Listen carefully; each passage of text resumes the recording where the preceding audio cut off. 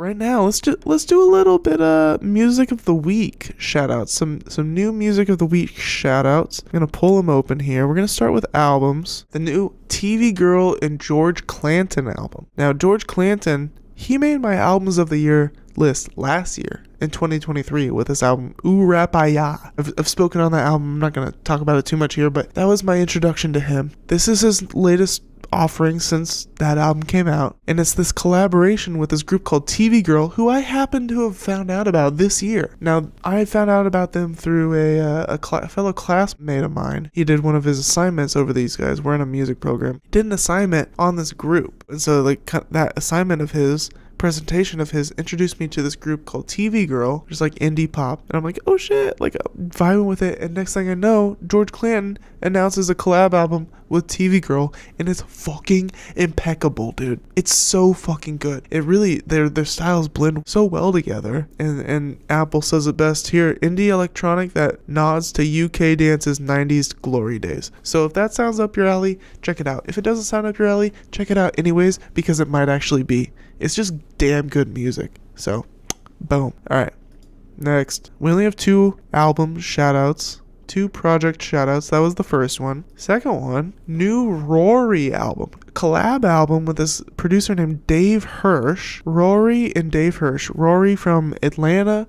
Raury from Woodcrest Manor. If you remember his early shit like God's Whisper, Indigo Child EP, Seven Sons, Superfly, Cigarette Song. You know, he was big back then. He was signed to a major record label, then he disappeared. Everyone's like, where's Raury? What happened to Raury? Remember Raury? Man, Raury fell off, bro. No, he didn't. No, he just had the fucking right idea all along. He said, fuck these labels trying to tell me what kind of music to make. I'm gonna retreat back into my happy place, the woods, and I'm gonna incubate my motherfucking creativity with a spiritually fulfilling lifestyle, you know? And that's what he damn did. And here we are, you know, he's been making music. He didn't really ever go away, if you've been paying attention. But here he is with a rap album where it's come like full circle, and he's rapping like Lil Raury again. He's rapping like 18-year-old Raury again. And he kept that shit fresh, dude. Check it out. He dabbles in other kind of styles, folk, and really a lot of folk in recent years. Stuff that's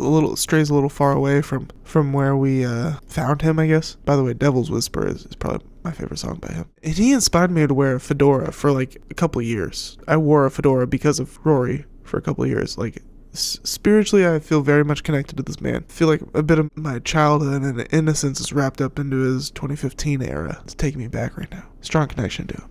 But anyways, so yeah, he's back. He never left. We never left. It's still the same old world we're in. It's still me out here, and it's still Raury out here. I don't know if any of that makes sense, but I'm rolling with it. Nothing's changed. It's a comforting feeling. This album's great. Woodcrest Manor 3 lives on this album, so it's canon now. It's Raury canon essential. It's essential Raury. Check it out, please. Do me a favor. Check out the new Raury album, and then we're gonna blow through some song shoutouts. Start specifically back at the TV Girl and George Clanton album. I specifically want to shout out the song "The Sweet Life." Okay, if you're gonna listen to one of these, go check out "The Sweet Life" by TV Girl and George Clanton, and then on the Raury, I want to specifically shout out the song Woodcrest Manor 3, which I just talked about. Moving on, I got more songs to shout out. I want to shout out this one by Foxing, titled Spit. This one came out a few weeks ago.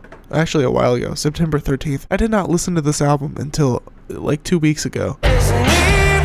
Yeah, this is some indie rock type of shit, but it's really nice.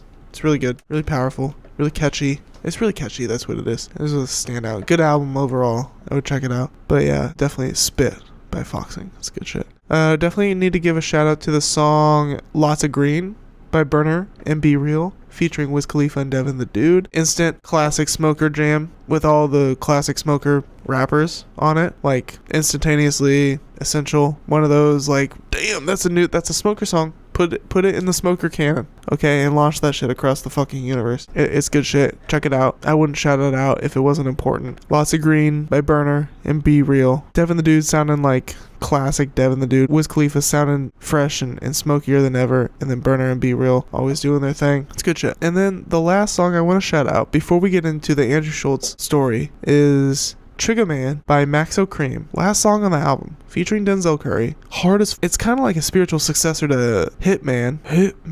They even kind of do it in the Trigger Man. Check it out. Hard as fuck. Whole album is pretty good. That one specifically though, you need to throw that in your playlist or something. Throw that in the whip. You know what I mean?